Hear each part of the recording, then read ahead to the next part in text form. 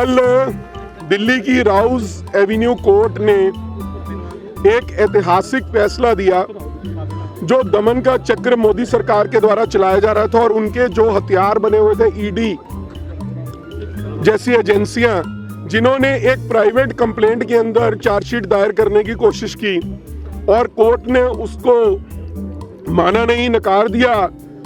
और एक झूठा केस जो है वो गिर गया। पिछले काफी समय से कांग्रेस की जो शीर्ष नेतृत्व है, चाहे श्रीमती सोनिया गांधी हैं जो कांग्रेस की अध्यक्षा रही, यूपीए की चेयरपर्सन है, और दूसरा राहुल गांधी जो लीडर ऑफ ऑपोजिशन है वो भी कांग्रेस के अध्यक्ष रहे, उनके ऊपर एक फर्जी मुकदमा मोदी सरकार के द्वारा लगाया गया। एक प्राइवेट कंप्लेंट सुब्रमण्यम स्वामी के द्वारा की गई थी, उसी का बेसिस बनाकर ईडी ने चार्जशीट दायर करने की कोशिश की और एक करारा झटका उनको कल मिला है। सत्य की जीत हुई है, न्याय जीता है और इस देश के अंदर यह स्थापित हो गया है कि अगर आप फर्जीवाड़ा करोगे, झूठे केस बनाओगे, विरोधियों को नीचा दिखाने की कोशिश करोगे तो वो बात कामयाब होने वाली नहीं है। इस देश की न्यायपालिका मजबूत है, इस देश के अंदर अभी भी हम न्याय के लिए तरफ देख सकते हैं और जब जब ऐसी दमनकारी सरकार जो ईडी जैसी एजेंसियों को अपना हथियार बनाती है, उनको मुंह की खानी पड़ेगी। यही कल राउज एवेन्यू कोर्ट के फैसले से हुआ है।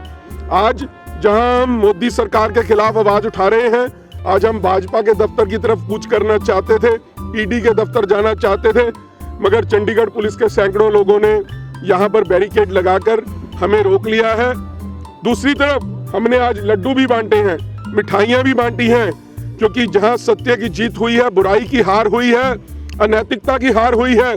तो ऐसे समय में कांग्रेस के कार्यकर्ता की जीत हुई है, जो अपने नेताओं के लिए सड़क से संसद तक हमारे लोग लड़ रहे थे। और जब कल सच्चाई की जीत का फैसला आया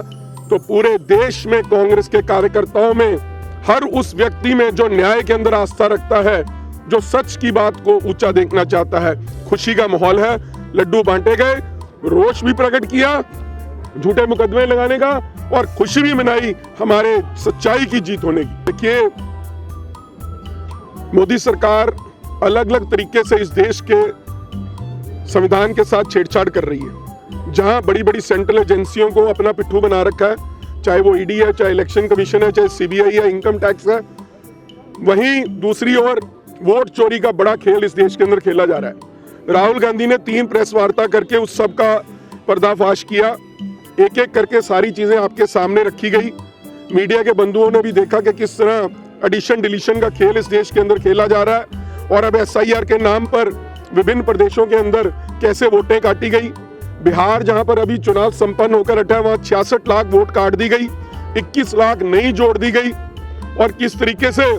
पैसे 10-10 हजार रुपए चुनाव के समय में वोट खरीदी गई, जो आज तक इस देश के इतिहास में हमने कभी होते नहीं देखा, वो सब इस देश में पहली बार हुआ है। इसके खिलाफ एक बड़ी महारैली का आह्वान कांग्रेस पार्टी के शीर्ष नेतृत्व ने, मल्लिकार्जुन खड़गे जी ने, राहुल जी ने, सोनिया जी ने, प्रियंका जी ने, कांग्रेस के हर कार्यकर्ता ने दिल्ली के रामलीला मैदान में किया था और वहां लाखों लोग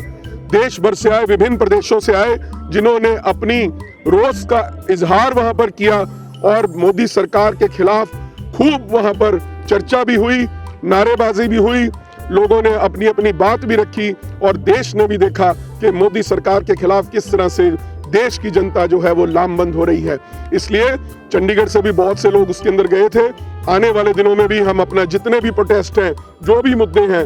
चाहे बेरोजगारी का मुद्दा है, चाहे महंगाई का मुद्दा है, चाहे जो अपने विरोधियों को दबाने का मुद्दा है, चाहे ईडी सीबीआई के जो गलत इस्तेमाल का मुद्दा है, या ऐसे कई मुद्दे जो चंडीगढ़ से भी संबंध रखते हैं, जैसे 24/7 पानी सप्लाई का मनी माजरा में धांधली हुई, जिस तरीके से वोट की चोरी चंडीगढ़ में अनिल मसीह द्वारा की गई,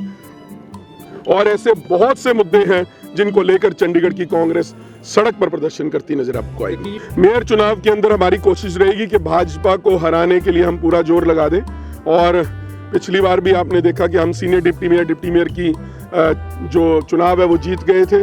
संसद का चुनाव हम यहाँ से जीते हैं और इस बार हम तीनों पोस्टें जीत के जो है भाजपा को यहाँ से भगाने का काम करेंगे।